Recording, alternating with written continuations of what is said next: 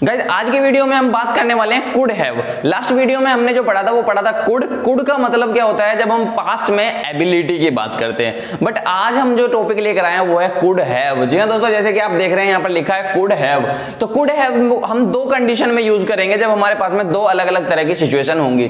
तो पहली सिचुएशन जो है वो है हमारे पास में कुड हैव जैसे पास हो सकता था, मतलब मेरे पास कार हो सकती थी, मेरे पास एक घर हो सकता था, मेरे पास पेन हो सकता था, मेरे पास बहुत सारा पैसा हो सकता था। जब हम पास्ट की बात करेंगे कि मेरे पास में ये हो सकता था, लेकिन यहां पर हम जो है काम की या वर्ब की बात नहीं करेंगे। तो देखते हैं इसके कुछ एग्जांपल्स। जैसे मेरे पास एक घर हो सकता था, तो हो सकता था I could have a house. मेरे पास एक घर हो सकता था, I could have a house. मेरे पास बहुत सारे पैसे हो सकते थे, तो हम कैसे बोलेंगे आई could have load of money. I could have load of money. मेरे पास बहुत सारे पैसे हो सकते थे, आई could have load of money. उसके पास मेरा मोबाइल हो सकता था, उसके पास, तो he could have my mobile. He could have my mobile. उसके पास मेरा मोबाइल हो सकता था। मेरे पास वो वाली कार हो सकती थी, मेरे पास, तो मेरे पास आई कुड हैव वो वाली car, I could have that car. I could have that car. मेरे पास वो कार हो सकती थी। तो गाइस इन सेंटेंसेस में हमने बात की कि मेरे पास ये चीज हो सकती थी, तुम्हारे पास हो सकती थी, उसके पास हो सकती थी। तो कुड हैव का जो पहला यूज है वो ये है कि ये पास हो सकता था। बट अब हम बात करते हैं कुड हैव के दूसरे इंपॉर्टेंट यूज की।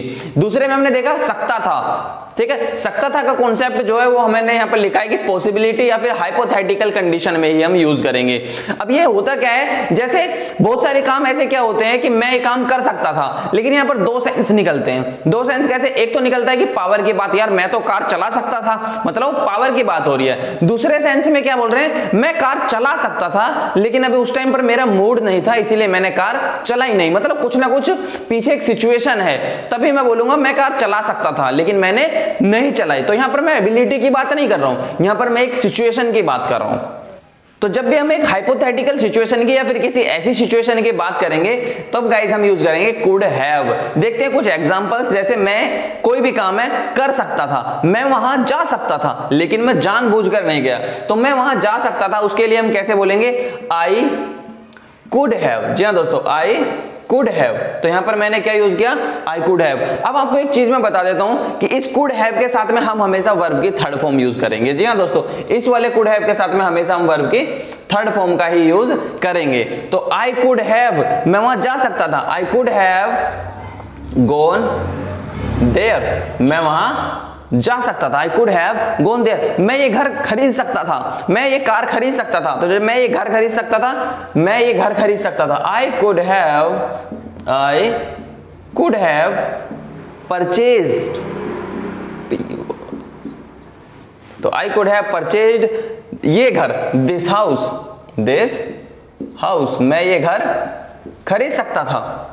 वह इंग्लिश सीख सकता था, उसने ट्राई नहीं की इंग्लिश सीखने की, नहीं तो वो इंग्लिश सीख सकता था। वो ना इंस्टीट्यूट में आया, ना उसने ट्राई की, ना वीडियोस देखी हमारे, तो इंग्लिश सीखेगा कहां से, इसीलिए वो इंग्लिश सीख सकता था। तो वह इंग्लिश सीख सकता था, ही कुड हैव। जी हाँ दोस्तों, यहां पर भी एक सिचुएशन बन रही है कि वह इंग्लिश सीख सकता था। He could have learned English. He could have learned English.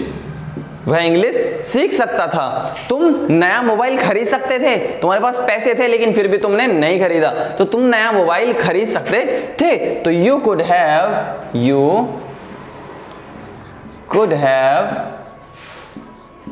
Purchased a new mobile. तुम नया मोबाइल खरीद सकते थे, you could have purchased a new mobile. ठीक है, तो यहां पर जो सिचुएशन बनी है वो एक ऐसी सिचुएशन बनी है कि जिसके पीछे कोई ना कोई कॉन्सेप्ट है, कोई सिचुएशन ऐसी है कि आपने जानबूझकर नहीं की। जैसे मैं एक घर खरीद सकता था, मेरे पास पैसे थे, सब कुछ थे, लेकिन मैंने नहीं खरीदा। मैं घर खरीद सकता था, I could have purchased a house. मैं वहां जा सकता था लेकिन मैं नहीं गया, I could have gone there. तुम यहां आ सकते थे, you could have come here. तो ऐसे बहुत सारी सिचुएशन सिचुएशन ऐसी होती हैं जो हम जानबूझकर नहीं करते हैं लेकिन हम कर सकते थे।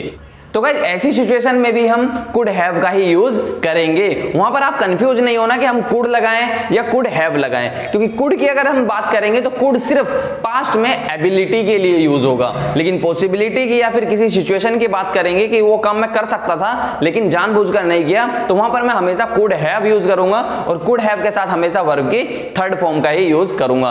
अब देखते हैं कुछ क्वेश्चन जिसे आप ट्रांसलेट करेंगे और इसके साथ में हम प्रैक्टिस भी करेंगे। मैं इस काम को कर सकता था, I could have done this work। मैं अपनी जॉब चेंज कर सकता था, I could have changed my job। तुम इंटरव्यू फेस कर सकते थे, You could have faced interview। तुम इंटरव्यू क्रैक कर सकते थे, क्रैक करना मतलब इंटरव्यू को पार करने के लिए बोलते हैं, You could have cracked the interview। तुम इंग्लिश सीख सकते थे, You could have learnt English।